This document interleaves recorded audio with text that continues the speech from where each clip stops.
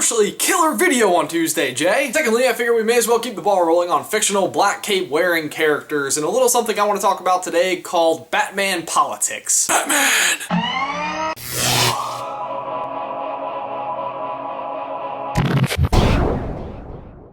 So Jay, of course Tuesday was election day, which means this week I've been thinking a little bit more about politics. You have a lot more of those, well, how do you feel about conversations? Well, what I hate about those conversations is something that we are all completely guilty of, and that is whenever we are talking about a political topic of any kind, we're usually discussing it within a vacuum. Typically somebody poses the idea of a political concept, and the rest of us all discuss whether or not how we feel about that or whether it's wrong, but it's all directly connected to that particular question and the parameters associated with that particular question. So this is why I call it Batman politics. If I suggested the idea of Batman to you, yeah, but how do you feel about the idea of having a masked vigilante fight organized crime for the city? Maybe you love the idea. You think it sure would be great if we had somebody out there that can go where the law can't, that can shed the responsibilities of a system, that can live within a moral code that perfectly represents the ideals of the society. Or maybe you hate the idea. You think it's extremely dangerous and it's just going to lead to copycat vigilantes that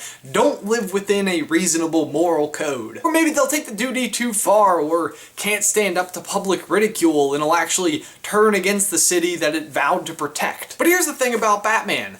The Batman we know could probably do more good for Gotham with his day job. Take the orphanages that rely on donations from the Wayne Foundation, for example. What if the vigilante that you agreed to starts to shun his responsibilities of his personal life, lessening donations his foundation provides to help the underprivileged youth, which means more kids on the streets, which means more crime. Over a long enough period of time, Batman could literally be fighting the very people that he is actually out there trying to protect. It's a vicious cycle. The point is, when asked the question, should there be a Batman? We usually weigh the pros and cons of the question, the idea, or the concept. But let's actually try to envision the political idea of the vigilante, the Batman, from the eyes of a man named Alfred. I just like the name Alfred because it's connected to Batman, but this Alfred is not the same Alfred. So Alfred, who is not Alfred, works at an orphanage and sees the acts of the vigilante and is in full support. Because Alfred has been hardened by the system. He knows that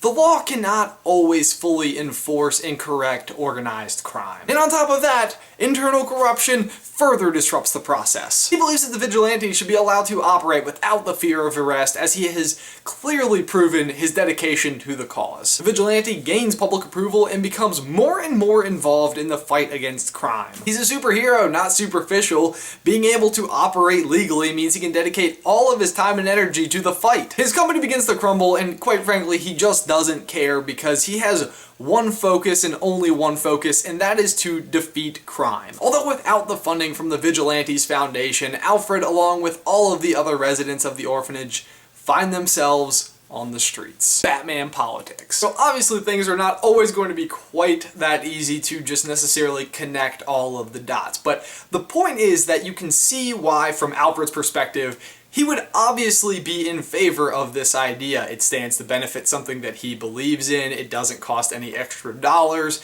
it actually is effective at solving the problem at hand. The fact is that in the modern world, more often than not, we are not actually generating new resources to solve or to throw at a problem. We are just basically moving around existing resources. So even if we totally agree with a philosophy or idea, what are we trading in order to achieve it? It's kind of like us with SuperCarlinBrothers. We could make videos every single day of the week, but what if that meant that instead of putting 100% into one video a week, we put 14% into a video every day? I personally like it better this way, but for my question of the day, are you for or against the Batman? Leave your thoughts in the towel section down below. But Jay, that is everything that I've got for you today, man. I will see you on Tuesday.